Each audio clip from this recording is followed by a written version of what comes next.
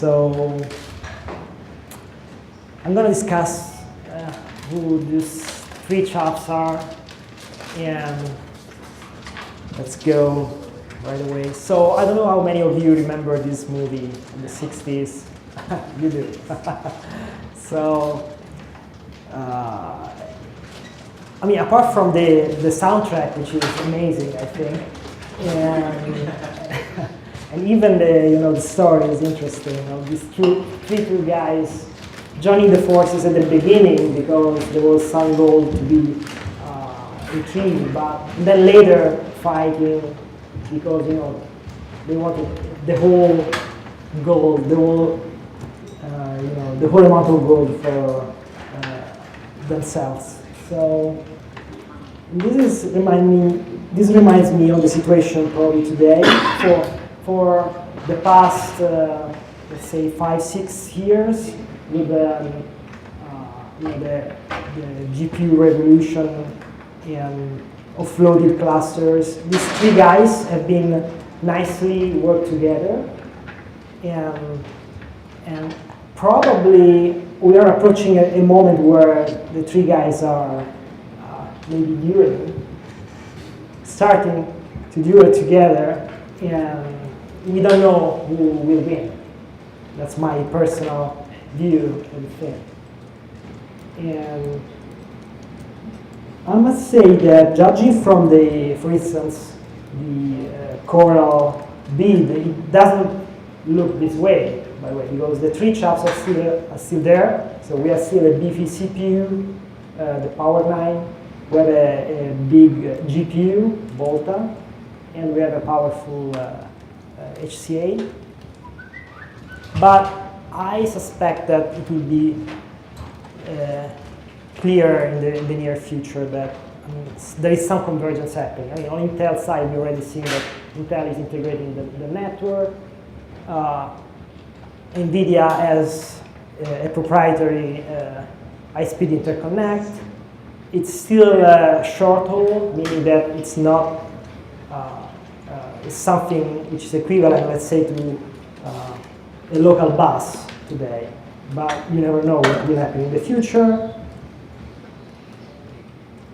And by the way, all those movements actually are stimulated by from a reasoning related to VLSI and energy. So this is an argument of a few years ago by Bill Daly, who is also our vice president for research in NVIDIA.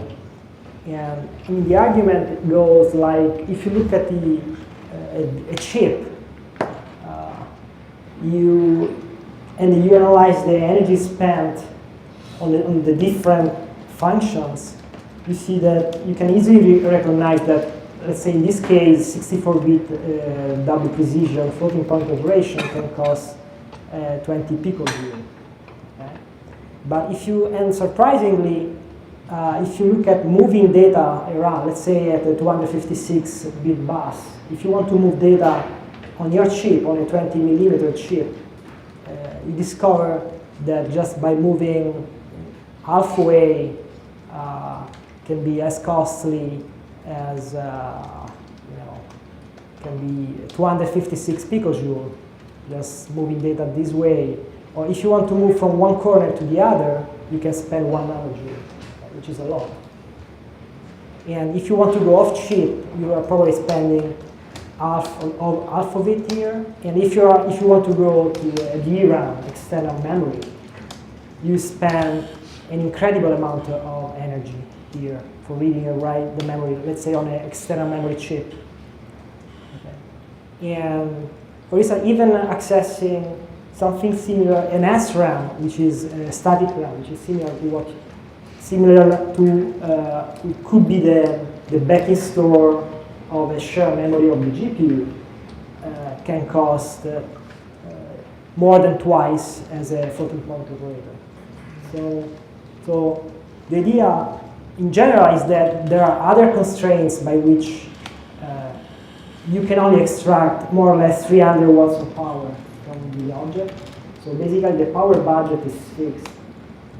So you need to, when you design a chip, you need to think where you want to spend your energy. Okay? If you spend your energy on the floating point, then there is no energy left to spend to move stuff around. On the other side, you can be very pin limited on your VLSI and say, I want to have a lot of I/O out of my chip. Then you will spend most of your budget moving data out of your chip, but then nothing is left to do computation inside. So there is the architect of a chip has to make a very incredible balance between the different things. So, but in general, this gives you an idea that you really want to keep the data close to the floating point queuing, because moving data around is expensive. So that's why you do caching. You want a hierarchical design, like in GPU. The GPU there are floating point operators arranged in a matrix, and this matrix is repeated multiple times, or a tile in the division file. So this hierarchical design helps in keeping data close to the execution unit somehow.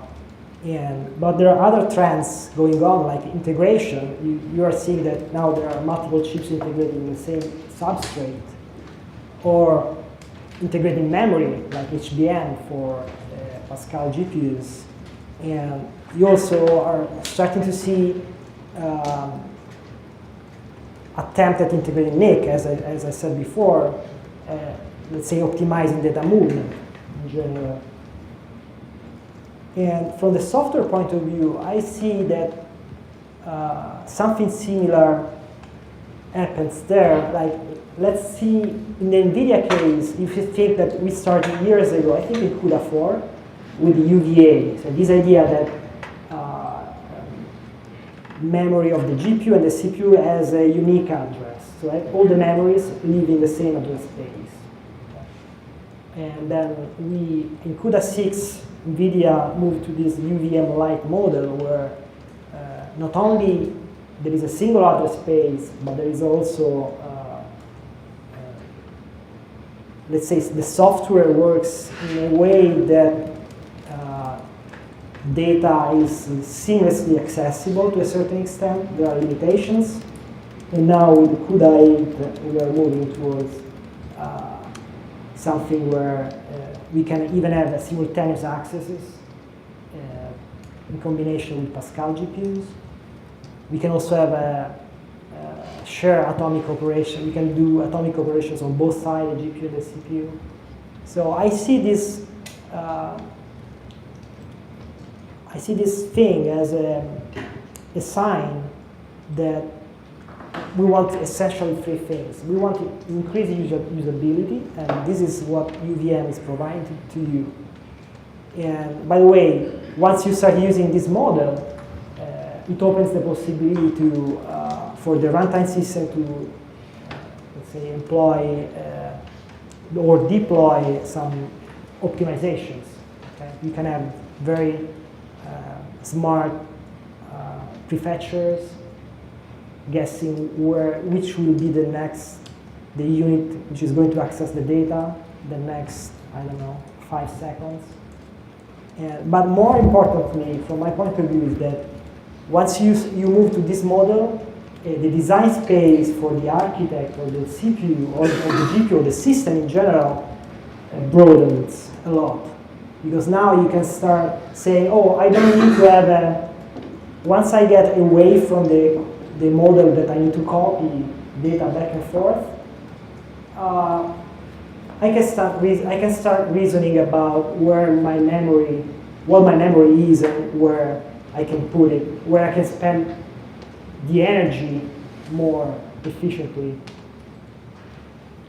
This is still at the single node level, but when we move to the HPC, I think that it's a real challenge. So it's not as simple as defining a UVM system. Okay? Because as someone told me, very recently, when you start designing your applications with even scientific application with send receives at that point you already are you're making your decisions, okay, in your programs, and then you are just already designing with a particular platform in mind. As Thomas said before, when you show that there are actually two things: the way you iterate over the data structure and then the algorithm inside. In some sense, you try to decouple the two things.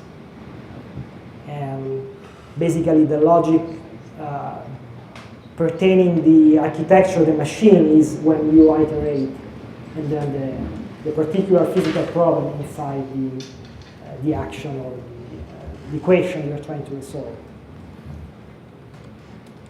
So, if I go back to the past few years,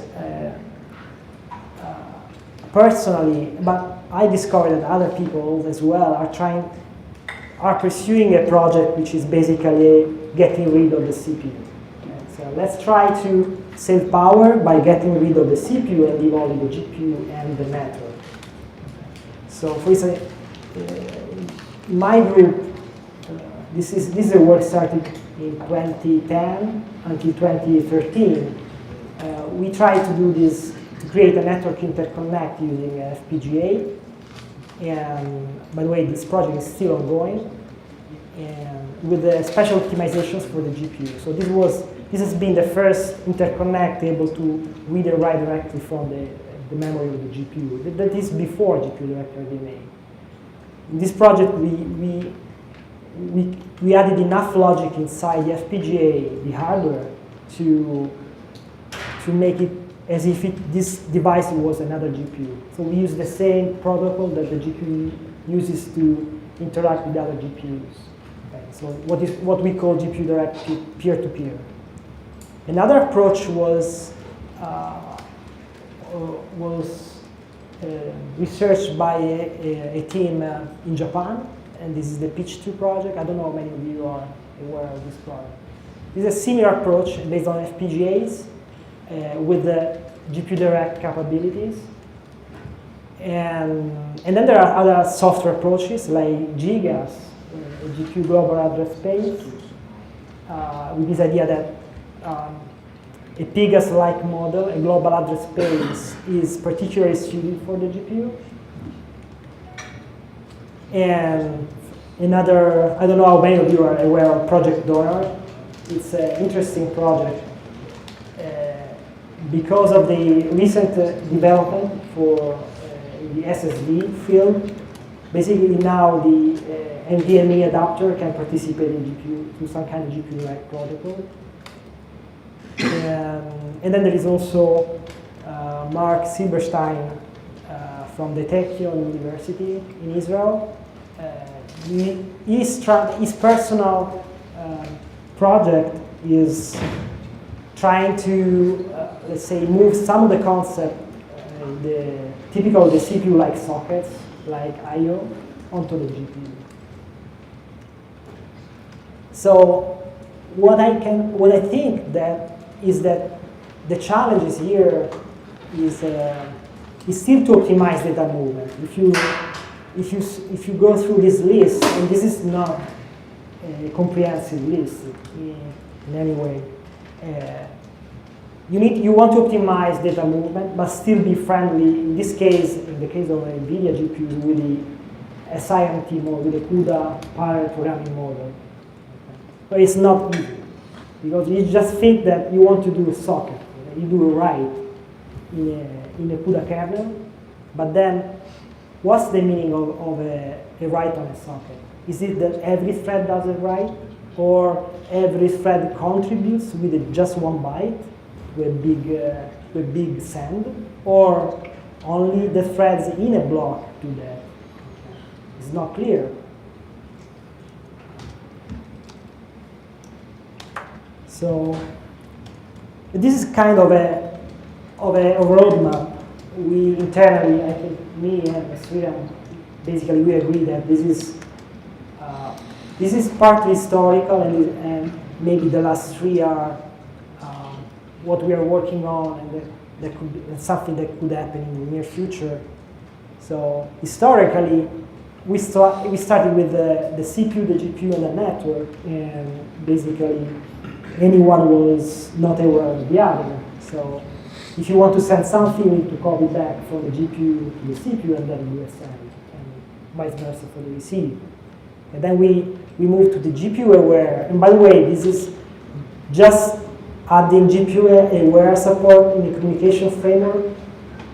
We needed some changes in CUDA. For instance, without UVA, without unified virtual addressing, it would have been very much more difficult to do that. Let's say that the next step that we are pursuing now is something, an hybrid approach where the CPU is still needed to prepare communications, but then we trigger those communications inside the GPU code. Actually, there are two ways to do that. We can prepare a communication and trigger in a stream. So basically, you put a communication in a stream, and then it's executed in a stream order. And this suggests, I mean, the first time I started thinking of it, I depicted this approach as some kind of offloaded MPI. So it's like MPI send, but the MPI send is offloaded onto an external device like the GPU. The GPU will execute it when it's the right time. Or another approach is you prepare the send operation, and then it's the CUDA kernel that at a certain point can trigger the communication. And the final step would be for the CUDA SM, for the CUDA kernel, is to do everything. To prepare and send let's say prepare and activate a communication. It can be send, receive, it can be put or a get. So for just an example of the offloaded, let's say offloaded MPI but this is an example I'm using our libmp library, is that this is a typical structure of a domain decomposed application. So you have let's say hello application where you have a boundary computation requires an exchange of data, and then you have a bulk computation which is independent. So by using this GPU Direct Async, we can offload, we can put everything on a stream. In this case, there are two streams. And basically, the whole loop can be unrolled, and we can have a single device synchronized at the end. So the net effect of this is that the CPU is mostly idle. It's spending all of its time here. Then we can, for instance, we can live with a less beefier GPU. Less powerful CPU, because the CPU is not on the critical path now. And by the way, this can be done in two ways. We have a baseline implementation, and it can be optimized if the network has enough features. We can have a more optimized implementation. We are also researching or investigating the other approach is when you prepare the communication on the CPU, but then you trigger them on the GPU kernel. This is different. If you look at here, basically this is still CPU code, which let's say orchestrates different tasks. So there are computation tasks and communication tasks. So, but there is some rigidity in this scheme that still, when you do a send operation, the number of bytes you are sending or the pointer to the buffers is written here. It's not dynamic. Okay. And then the moment where this send operation is done, it's very precise.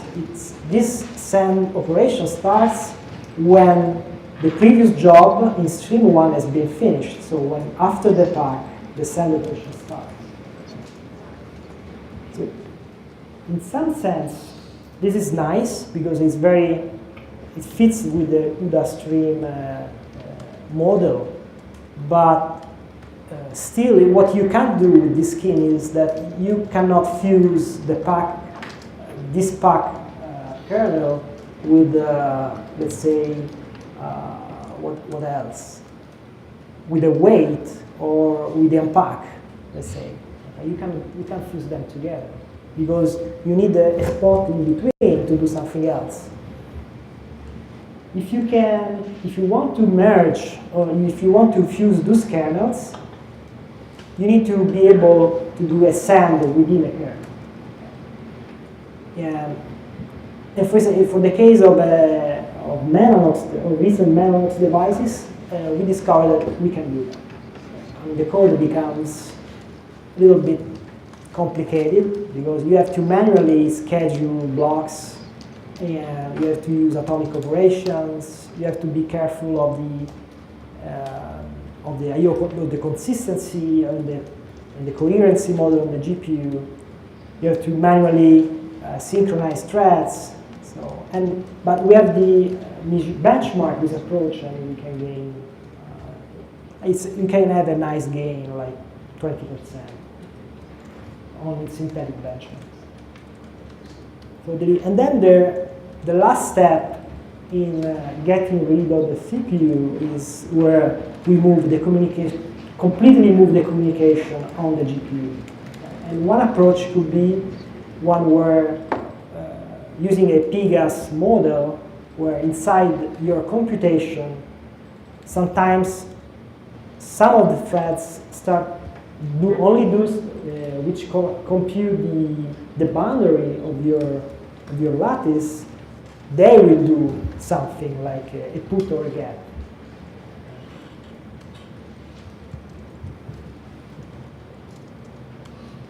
So in some sense, for the programming model, these 5 different approaches are well suited to different kind of communications, because as you can imagine, like an approach like iSend is very well suited for coarse-grained communications. So if you want to transfer, I don't know, like 500K of data, it's fine. You do a single send, you pack the data, you do a single send, and you ship the data on the other side. If you want to have a fine-grained communications, like using RMA one-sided or Schman, is fine. So it seems like you have this tension between the programming model and the characteristics of your application. So you don't have a scheme which fits with all the in all the cases. That's my personal view. And but if you have a successful, if you are able to successfully move your computation on the GPU, it's highly possible that you can live without Schman on the GPU side. And maybe on the whatever is left on the CPU, you can kindly or nicely live with a coarse-grained communication. So we are still back to an MPI plus X, but that MPI plus X is MPI on the CPU and X Schman on the GPU. And gradually, as you move stuff on the GPU side, eventually you get rid of MPI. Maybe MPI could be, at the end, could be only the launcher of your application. Still, there are collectives. Collectives can be still where you need to go back to the MPI side. And so another trend we have been seeing recently is that the one with regarding fat nodes. So fat nodes means that your compute, let's say, go back to the Titan architecture. So the Titan supercomputer has one CPU and one GPU. What we are seeing today is that we have, let's say, multi-socket motherboards, servers with, let's say, 4 or 8 GPUs each. And now with DGX1 and future systems, I mean, you can easily guess that there will be, each node will be a complicated object. with multiple interconnects. I mean, PCI is an interconnect. NVLink is another interconnect. And then you have InfiniBand, another interconnect as well. So a lot of, can you imagine how much energy is spent just to keep this stuff up and running? I mean, not even moving data, just to be, because it's turned on. How much energy is spent here? And so why don't we have a single interconnect for everything? By the way, we are not there yet, but the architects are for sure working on these things. So this is my conclusion. Yeah, it is that there are still these three chaps competing for power, and it's not clear who will win. I mean, the network alone cannot win, by the way. So it can be either, we can think of integrating the CPU on the network, but I don't think it is a good exercise. So anyway, what we want to do is we want to maximize the number of flops in our system within our constraints. And today the constraint is the power. And maybe we can get rid of at least one of the three guys. Yeah, that's it.